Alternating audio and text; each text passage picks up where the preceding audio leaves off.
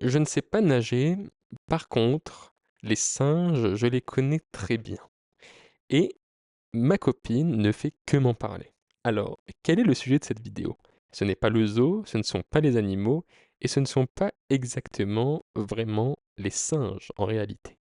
Le sujet de cette vidéo est un peu plus technique que d'habitude, car il s'adresse à un public qui s'y connaît peut-être un petit peu en développement informatique ou qui a des développeurs ou de la gestion de projet dans son entourage. Le sujet de cette vidéo, c'est ce que l'on qualifie de test unitaire. La raison pour laquelle je parle de singe, c'est que récemment, ma copine m'a fait cette réflexion. Mais c'est drôle, ton ordinateur, il bouge tout seul. Ton ordinateur, on dirait qu'il y a quelqu'un qui frappe sur le clavier, qui bouge la souris, qui clique partout. Mais t'es là avec moi en train de siroter un cocktail. Alors pourquoi je vois ton écran qui bouge dans tous les sens? Alors moi, pour essayer de lui expliquer la chose calmement, avec des termes que tout un chacun pourrait comprendre, j'ai employé cette métaphore du singe. Je lui ai dit, actuellement, pendant que l'on parle, j'ai une armée de singes qui travaillent pour moi. Alors qui sont ces singes? Il s'agit en fait de programmes automatisés qui vont tester mon code, tester mes interfaces, tester mes logiques, mes scénarios que j'ai implémentés dans mon code informatique. Pourquoi est-ce que ces programmes automatisés, comme je les appelle des singes, parce qu'en fait, ils vont simuler des actions, parfois aléatoires, parfois déterminées par moi à l'avance, pourquoi est-ce que j'ai ces singes qui travaillent pour moi? Pourquoi est-ce que j'ai ces programmes automatisés, ces tests unitaires qui viennent travailler pour moi pendant que je dors, pendant que je sirote un cocktail, pendant que je mange des nouilles avec ma copine ici en Thaïlande? Eh bien, la raison pour laquelle j'ai ces programmes, c'est parce qu'ils me permettent de tester de manière continue et de manière systématique mon code informatique. Un test unitaire est donc un programme automatisé, une suite d'étapes, un algorithme qui permet de prendre un code ou une interface, une logique, un tableur Excel ou autre, et de tester tout un tas de choses sur ce code. Par exemple, est-ce qu'une addition renvoie bien la somme de deux nombres? Est-ce qu'une soustraction de nombres décimaux renvoie bien un nombre décimaux et autres? Est-ce qu'une division par zéro provoque bien une erreur? Est-ce que quand l'utilisateur clique sur le bouton s'abonner, ça va bien l'abonner? Pour vous, tout paraît normal. Je veux dire, si vous êtes le consommateur d'un programme, par exemple, vous utilisez Facebook, vous envoyez un message à un ami, il vous paraît tout à fait logique que lorsque vous cliquez sur le bouton envoyer et que vous avez rédigé un message au préalable, alors, dans 1 ou 2 secondes, votre ami va recevoir un message. Mais ça n'a rien de simple, ça n'a rien de facile, ni rien de prévisible. La réalité, c'est que Facebook, comme toute société digne de ce nom, dans son processus, a mis en place des tests unitaires. Elle a dit, voilà, lorsque l'utilisateur renseigne un message dans n'importe quelle langue, avec des emojis, avec des stickers et des gifs, quand il clique sur le bouton envoyer, alors un utilisateur à l'autre bout du monde devrait recevoir ce message sous X secondes. Si le message n'est pas reçu ou si le délai a dépassé X secondes, alors cela doit tirer une sonnette d'alarme. Un développeur va devoir venir investiguer, comprendre la source du problème et, dans le meilleur des cas, résoudre ce problème. C'est donc là tout l'intérêt des tests unitaires. J'ai souhaité faire une vidéo à ce propos parce que beaucoup de développeurs ou beaucoup de porteurs de projets, beaucoup de personnes qui sont dans cette sphère, qui entourent le développement informatique, vont se dire: «Mais ça sert à rien de tester. Ça sert à rien de faire des tests unitaires. Attends, tu m'embêtes là. Tu veux me dire que au lieu de passer 2 jours à juste coder une fonctionnalité, tu vas en passer 2 de plus? Donc tu vas passer 4 jours à, en plus, rédiger des tests? Mais tu es censé tester, tu es censé savoir faire ton travail. Tu pas besoin de tester. Tester, c'est pour les ringards. Code ton truc et c'est bon, on y va, on lance.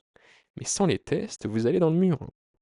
Car en réalité, quand vous codez un programme, il y a beaucoup de choses qui peuvent dérailler. On n'est jamais à l'abri de la saisie d'un utilisateur qui n'est pas prévisible, un cas qu'on n'avait pas pensé. Par exemple, vous allez faire votre programme en France sur de l'immobilier. Vous aimeriez que les individus puissent poster des annonces immobilières. Mais qu'est-ce qui vous dit que vous n'avez pas des utilisateurs qui vivent en France, mais qui utilisent un clavier bulgare, qui utilisent un clavier grec? Et du coup, peut-être que leurs caractères ne seront pas des caractères latins, mais des caractères cyrilliques, des caractères grecs et autres. Et donc, il faut que votre programme puisse répondre à cette contrainte de l'alphabet multilingue, des caractères qui ne sont pas communs, des emojis et autres. Et donc, vous voyez, sur quelque chose qui paraît extrêmement simple, par exemple, pouvoir renseigner le titre d'une annonce, il y a déjà pas mal de choses qui peuvent pas aller. Et c'est très commun, je veux dire, des individus de nationalités différentes qui vivent dans un pays, qui utilisent des périphériques différents, des claviers et des alphabets différents, il n'y a rien de plus commun. Et pour autant, il faut le tester, car si vous ne le testez pas, votre test, ce sera quoi? Votre test, ce sera un vendredi à 21 h. Votre client va vous appeler et va vous dire: «Oh Stéphane, il faut absolument que tu viennes, il y a une urgence, on a un Russe qui n'arrive pas à renseigner son mot de passe. Pourquoi? Parce que il a défini son mot de passe en cyrillique.» Il est là le problème. Le problème, il est que si vous aviez passé le temps, si vous aviez créé des tests unitaires, alors cette sonnette d'alarme un vendredi à 21 h n'aurait jamais existé. Vous auriez pu dormir sur vos deux oreilles, vous auriez pu passer un week-end confort avec votre copain ou votre copine sur Netflix avec du popcorn et à passer une très bonne soirée ensemble. Alors que là, tout ça pour un petit clavier de rien du tout et des quelques caractères en cyrillique, alors votre programme déraille. Donc, mon conseil ou ma recommandation du jour, c'est de vous inviter vivement à faire des tests unitaires. Si vous avez l'impression que ça ne sert à rien, rappelez-vous le confort que ça vous donne. Pour quelques jours ou quelques heures passées à tester votre fonctionnalité, à créer des scripts automatisés qui vont faire du stress testing, qui vont faire du test de contrainte sur votre fonctionnalité, alors vous allez vous sentir mieux. Vous allez vous sentir et vous dire: là, ça va fonctionner. Là, j'ai vraiment testé tous les cas possibles, j'ai vraiment, torturé le truc à mort, ça va marcher.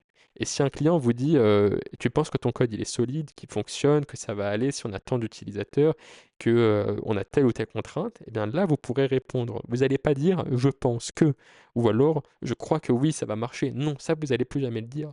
Vous allez le dire: «Je l'ai testé. J'ai écrit un test unitaire pour ça et ça fonctionne».